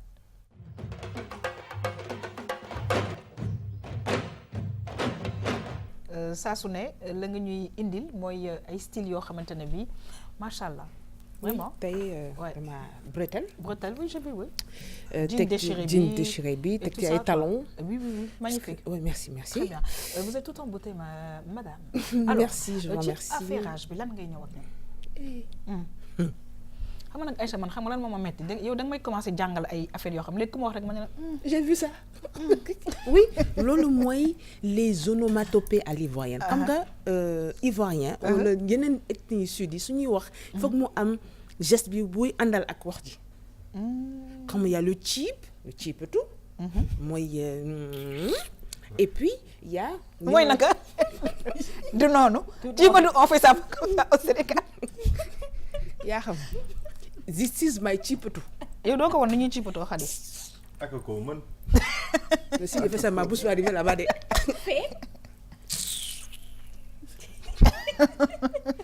te nag xam nga lu gën a graaw mooy sénégalaise ak ñoo mën loolu te loolu day dagg xol. non ciipatu mooy première bataille rangée.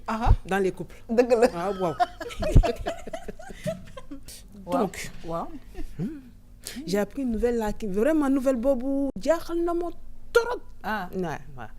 da nga xam Maria Carré bi ñu nekkoon Dakar FM. xam naa ko. mi ngay animé animation yi neex yooyu. Mrs Lifting. yeah. Mrs Lifting. Maria Carré daal ndekete dafa feebar.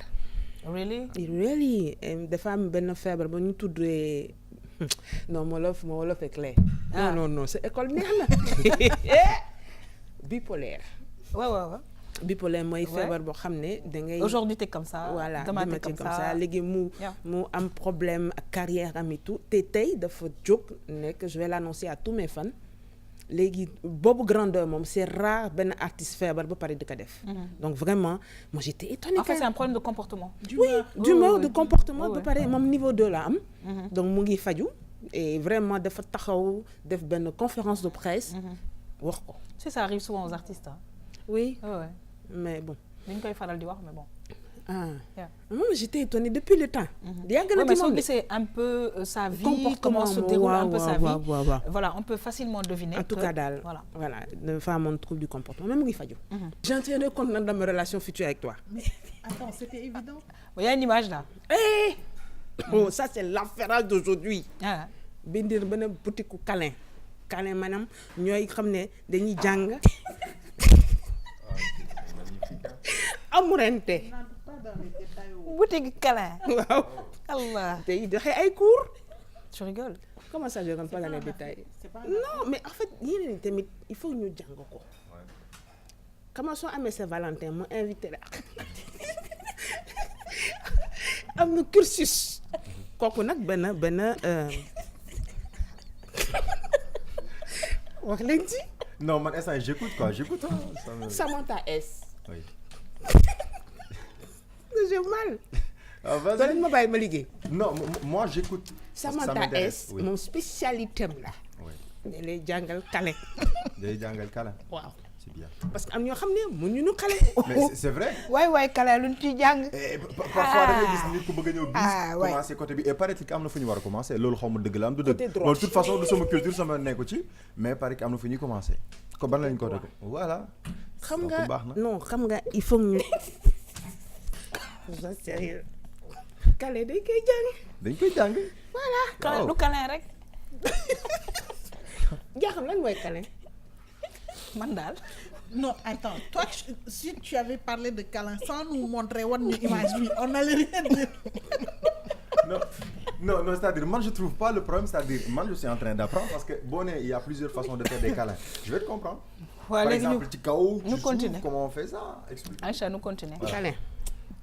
am ñoo xam ne day am traumatisme. L'image, voilà. Non, li Brad Pitt là. Oui. Brad Pitt dafa amourante encore. Brad Pitt aussi, il connaît pas le son, hein? Il connaît pas quoi? Le son. Non, c'est pas toi qui est sorti du Goumé. Oui. Ouais, mais c'est la vie. C'est la vie. D'accord, mais attends. Léegi xam nga lan la am kan la amourante. Son architecte. En fait. Dañ question nag naa lay poser. Oui. Xam nga architecte mot masculin la. Léegi bi mu ko waxee comme je suis une affairée, j'ai demandé son architecte, c'est garçon ou bien c'est femme.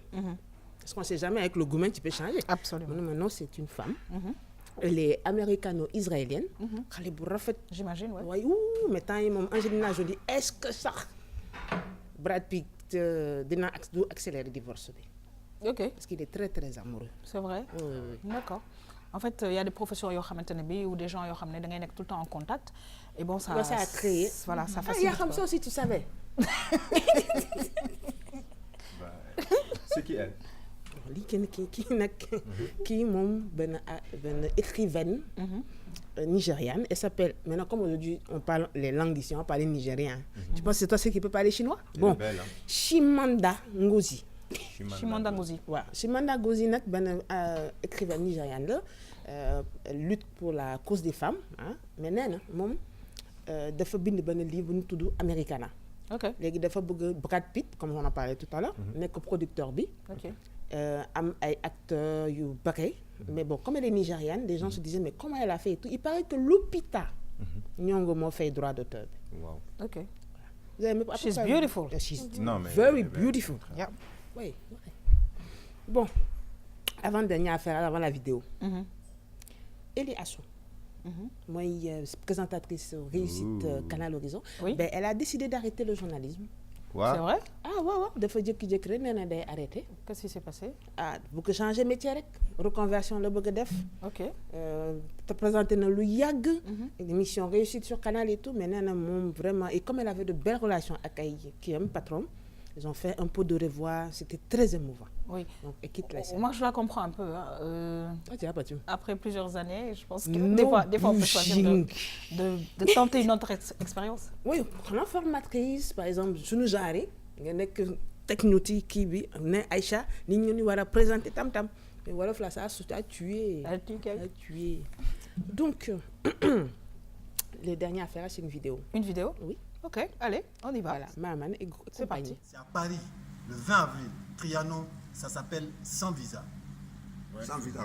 Quand vous parlez, vous ne comprenez pas. Restez là, on vous parle depuis là, vous ne comprenez pas. 20 avril au Trianon à Paris.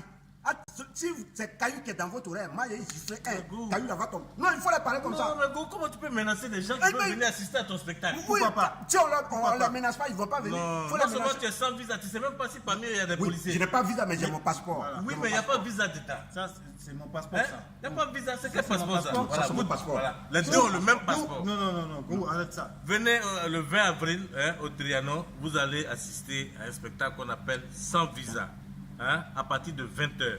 Moi, vraiment, je sais que vous aimez ce qu'on fait, donc venez. Moi, je préfère vous parler doucement. Faut pas y vont aimer. Faut pas y vont aimer. Faut pas y vont.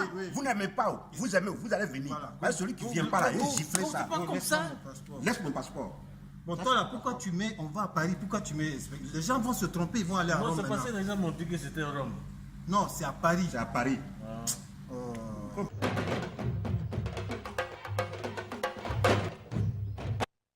waaw Aïcha sa mbokk yi nan la ñuy làkk tamit. xam nga Go mooy spécialiste invitation bu metti. waaw nee na ku ñëw dina te gifler dans l'oreille. Comment il va en gifler alors? Si, ça fait mal hein. mooy invitation forcée ba benn spectacle boo xam ne ça va se passer bientôt à Paris mais dinaa fa dem de toute façon. Oui. Très. En tout cas Aïcha dañuy kontaan vraiment saa su ne ci affaire yi ñuy indil mais nag di remercier suñu xarit Adja Fat Sarr. kontaan nañu di la retrouver inchallah la semaine prochaine pour yeneen actu culture vraiment ñu ngi lay souhaiter beaucoup de bonnes choses et surtout un très bon week-end. Merci beaucoup. Avant nag may wax très bon week-end damay profiter ci rubrique Khady Didi ndax tey permettre na ma comprendre sama beau-frère li muy def Chine parce que mi ngi fa et au passage un coucou à lui, il s'appelle Khadim Ndiaye, c'est le mari de ma petite sœur Adja Marissa, donc voilà coucou à toi Khadim foofee ca Chine may profiter nag pour wax suñu mbokk chinois yi nga xam ne ñoo nekk fii ci Dakar Ming Chan Jian xaaral man tamit kim ne léegi nag siesier Aïcha siesier merci beaucoup I am very sure que c'est du chinois. kon nag mbokk yi ñu dem régie dellu si waat recevoir invité surprise bu Malcolm.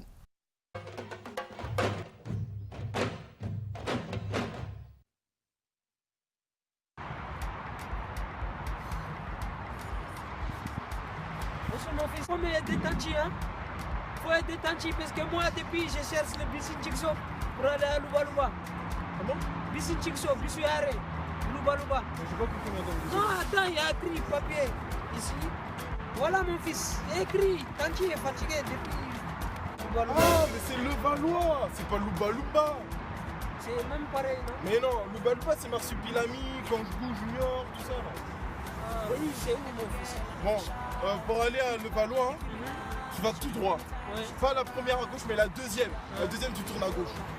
Ah, d'accord. Merci, mon fils. Ouais, Merci. pas de soucis, pas de soucis. Merci. Hein. Voilà, merci. Tiens. Merci. Ah, merci. Merci. Allez, salut. Merci.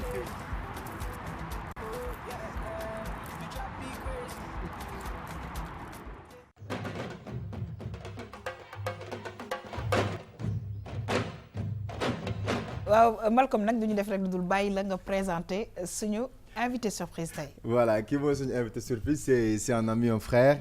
Il s'appelle Abuja. moom mu ngi nekk foofu ci France.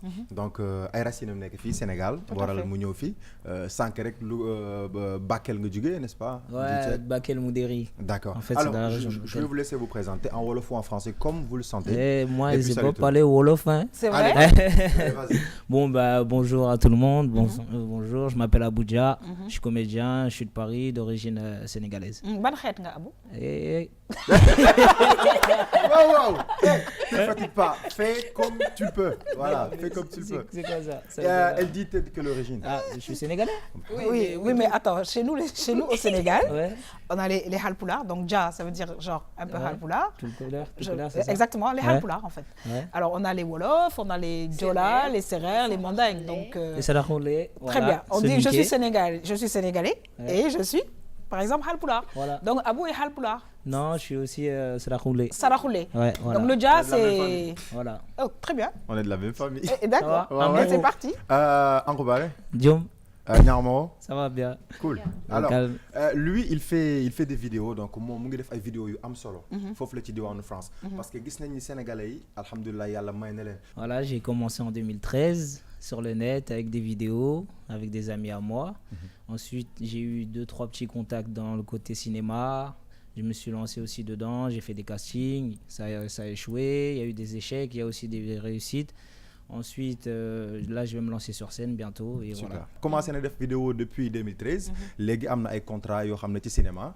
daanaka ci yooyu noonu la commencé yëngu. Moi, je veux te poser, je peux tutoyer? Tutoie-moi. Ok. À l'aise. Moi, j'aimerais bien te poser la question, c'est-à-dire comment ça se passe chez vous, c'est-à-dire les contrats, etc. Est-ce que vous êtes trop suivi sur Internet et actuellement, quels sont les projets?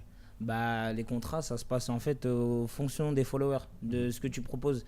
Actuellement, quels sont les projets? Est-ce que vous avez des projets ici au Sénégal, en France, ou bien avec des Sénégalais qui sont en France? Bah, au Sénégal, j'ai beaucoup de projets. Hein, ah ouais? Ouais, j'ai vraiment Comme beaucoup genre? de projets. Bah, moi, en fait, j'ai écrit 2 séries. J'ai écrit 2 séries et j'aimerais bien en tourner une ici. Après, j'essaierai de voir avec une équipe, etc. Alors moi, j'aimerais savoir juste un tout petit peu comment est-ce que ça se passe. C'est-à-dire que vous avez des vidéos sur Internet. Oui. Est-ce que c'est YouTube qui vous paye? Vous vivez de quoi exactement? Bah, en fait, oui, YouTube, il paye, mais moi, de base, je ne me suis pas lancé sur YouTube. Je me suis lancé sur Facebook. Et ensuite, j'ai eu quelques contrats avec des sponsors. Ça fait vivre? Ouais, franchement, alhamdoulilah. Voilà. Très bien. Alors yaa xam da ko doon laaj ndax li muy def ndax ñu am na ci payoor ci wàllu internet bi mu répondre ko mu ne ko mën nañ cee dund. Malcolm ñoo ngi lay remercier mbokk yi nag ñu xuus ci émission bi daal di jeexal ak amul yokko ko ki waaye nag ba ca kanamee ñu recevoir suñu xarit Sophie mu ñu ni tout simplement plat de résistance bi.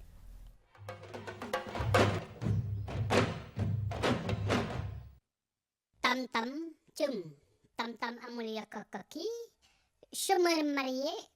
Waxu dépense moo koy tere nelaw tam-tam cëm tam-tam amul yokk ko ki fii ba weeru koor gi di ñëw Sénégal day am pénurie tiga-dege ndax catholique Sénégal yi 5 tonnes de tiga-dege ya wàccoon ca marché Célesta ngalaxe nañ ko kon maa fekk dexin exem tam-tam cëm tam-tam amul yokk ko ki kii di Buhari mi di président Nigéria docteur bi da ko tere dibi awsa ak res bu ñu ñuluk moom nag Buhari nee na bëgg na bokkaat ci élection présidentielle yi am ci dëkkam foofu ci Nigeria en 2019 boo moytu dana ko gañewaat ci score à l'africaine tam-tam cum tam-tam amul yokk ko ki ci bitim réew ba léegi lu kenn yaakaarul woon ne mën naa nekk ci kàttanu yàlla mujj naa nekk ndax ñaari nit ñi am feebaru bopp kii di monsieur Kanasu ak kala di monsieur Katakay ni ñoo war a daje waxtaan le 24 mai muy Donald Trump mi ak Kim Jong-un tam-tam cum tam-tam amul yokk ki ci wàllum sport Champions League yëngal na jamono l'hiver mooy seddaay poule mooy ganaar bon Liverpool ci wolof mooy gingineew Manchester City ci wolof mooy mbëlëxe bon gingineew mbëlëxe ñooy daje ci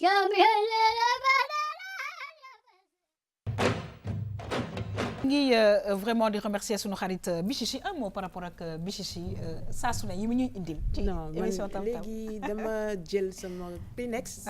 léegi damay muñ. parce que après damay maquillage bi day dem quoi. léegi damay muñ concentré déglu. alors c'est dommage que suñu invité bi déggul li Bichichi di wax. mais c'est un artiste voilà humoriste en même temps c'est dommage que voilà que vous ne compreniez pas le wolof. Si je comprends un peu.